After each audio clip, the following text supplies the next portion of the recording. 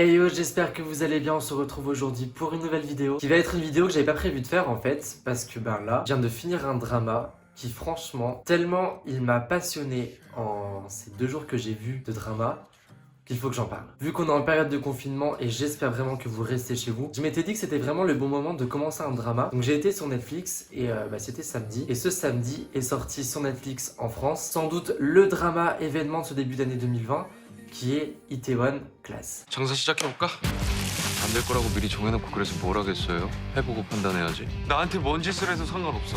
원하는 거 다 이루면서 살 거야. 조이성, IQ 162의 천재소녀. 그리고 이선은 소시오패스다. 야, 이 세상 모든 것의 근본 약육강식 장가를 이을 생각이 없어. 이놈 목표가 내 모가지렸다. Ce drama m'a juste bouleversé, mais vraiment bouleversé dans tous les sens, en termes d'humeur positive, négative, tristesse, joie, colère, haine, tout. Franchement, ce drama, il m'a mis dans des états, tous les états possibles que je puisse avoir, je les ai tous ressentis durant ce drama. Et je vous le dis sincèrement et vraiment d'une manière la plus sincère que je pourrais vous dire, c'est l'un des meilleurs dramas que j'ai jamais vu. Voire même, je pourrais vous dire que là tout de suite, c'est l'un de mes dramas préférés, voire le drama que je préfère maintenant, parce que c'était juste ouf tout ce que j'ai vu. Je sais pas trop comment je pourrais vous résumer l'histoire sans trop vous spoiler, parce que c'est vraiment pas le but de vous dire toute l'histoire et que du coup vous soyez pas dans la surprise comme moi je l'ai été. Donc plus simple je pense c'est que je vous lise le résumé Netflix, qui est donc celui-ci. Un repris de justice et ses amis font front à un adversaire puissant pour réaliser leur rêve ambitieux. Ouvrir un restaurant dans un quartier animé de Séoul. Finalement je suis en train de me dire que ce résumé, il résume pas vraiment, c'est tellement simpliste, c'est très fade comme résumé en fait. Et j'essaie de vous faire un résumé plus pointilleux et détailleux, parce que là tu lis ça, tu te dis ouais ok c'est un truc hyper banal, alors qu'en fait c'est pas le cas. Le repris de justice, c'est le personnage principal, c'est-à-dire Seloy. Et Seloy, avec l'aide de son équipe composée de Yiso, qui est une influenceuse sociopathe, Seungkwan, qui est aussi lui un repris de justice, Hyuni, qui est une personne transgenre, et pour finir Tony, un coréen qui a également la nationalité guinéenne. Et cette petite équipe, elle va tout faire pour aider Seloy à réussir à ouvrir son restaurant, ou plutôt on pourrait dire son bar. Et tout ça est fait dans le but de satisfaire, je ne pourrais pas vraiment vous dire ce que ça pourrait lui satisfaire, parce que sinon je vous dis vraiment toute l'histoire du drama, mais en gros cette ouverture de bar ou restaurant, elle a un lien avec l'histoire de Seloy, et cette histoire en lien avec cette ouverture, c'est vraiment la trame narrative du drama, et le mot que je pourrais dire qui représente vraiment toute cette trame, ce serait le mot vengeance.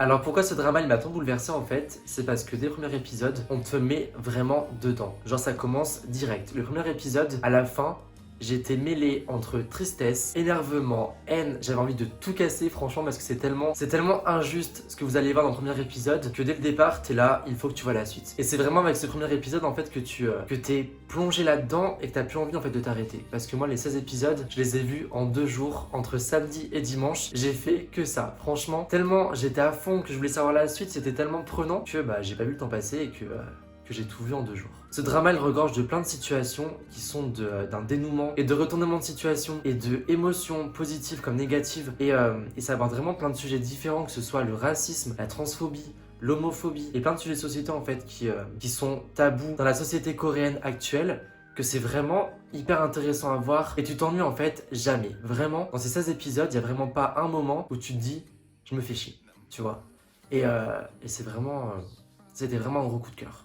Comme je l'ai dit juste avant, en fait, ce drama, il parle de plein de sujets de société qui bercent en fait la société coréenne. Il parle du racisme en Corée du Sud, il parle également de l'homophobie et surtout de la transphobie. Le drama parle également de l'harcèlement, du suicide, du regard de la société coréenne sur les repris de justice lorsqu'ils souhaitent en fait se réintégrer à la société. Il parle également de la corruption et comment les grandes puissances, les grands riches peuvent se sentir et être au-dessus des lois. Et il parle également de plein d'autres sujets différents, et c'est vraiment ouf d'avoir autant de, de sujets comme ceux-ci qui sont très rarement en fait dans les dramas coréens, que là d'en voir autant d'un coup, c'est tellement rafraîchissant et tellement actuel que d'un autre côté, déjà que l'histoire elle est prenante, et bien le fait de parler de tous ces sujets en fait ça rend le truc encore mieux, et allez le voir en fait, vraiment allez voir ce drama.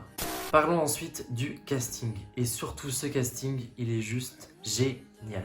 Ils jouent tous, et vraiment tous, merveilleusement bien. Que ce soit le directeur Jang, que ce soit Seloy, en passant par Min Jung, franchement, tous, ils ont un très bon jeu d'acteur. Et vraiment mention spéciale à Han Bo-yeon, qui joue Gun-won, qui est l'un des méchants du drama, et son jeu, il est juste à tomber. Vraiment, il arrive à te faire ressentir sa colère, sa haine, sa rancœur, son besoin de reconnaissance, son manque d'amour et tout ça sans besoin de l'exprimer avec des paroles, avec des mots. Juste avec son jeu d'acteur, il arrive à te faire ressentir tout ça et franchement, c'est de très loin l'acteur qui m'a le plus touché en termes de jeu parce que il a réussi à me faire tout ressentir. J'avais envie de le claquer toutes les 5 minutes dès que tu le voyais en fait. Rien que son visage, sa prestance et comment il se comporte juste en marchant en fait. Il est tellement expressif que c'est vraiment un très bon jeu d'acteur en fait. J'ai vraiment adoré aussi les personnages de Seloy parce que malgré son envie de vengeance, il a vraiment ce rôle de grand frère protecteur auprès des personnages qui sont dans sa team, dans sa bande. Et tous ces personnages, ils portent une difficulté qui sont propres à eux-mêmes. Des difficultés pour s'intégrer dans cette société qui est vraiment rude et très codée et très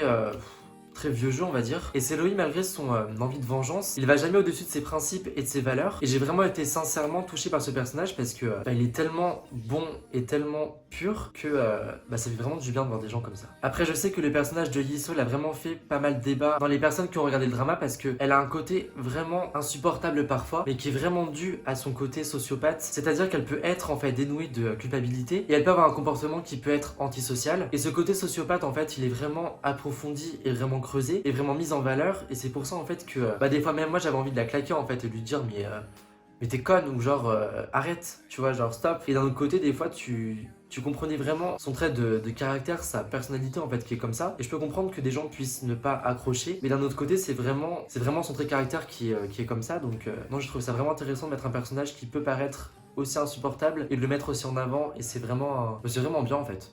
Ce drama a eu un très grand succès en Corée du Sud et c'est tellement bien qu'un drama comme celui-ci qui aborde plein de sujets de société qui sont différents ait pu avoir un succès aussi grand et c'est vraiment cool. Et en parlant de ça, il faut parler également de la bande originale. Et je pense que tout fan de BTS sait que V a fait du coup partie de la bande originale du drama. Il a participé à la composition et aux paroles de la chanson qui est Sweet Night, chanson qui est juste magnifique.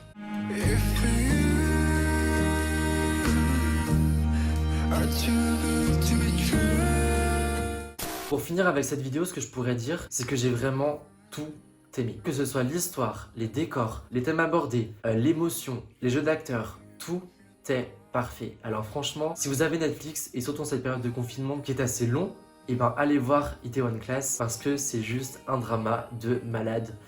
Et voilà.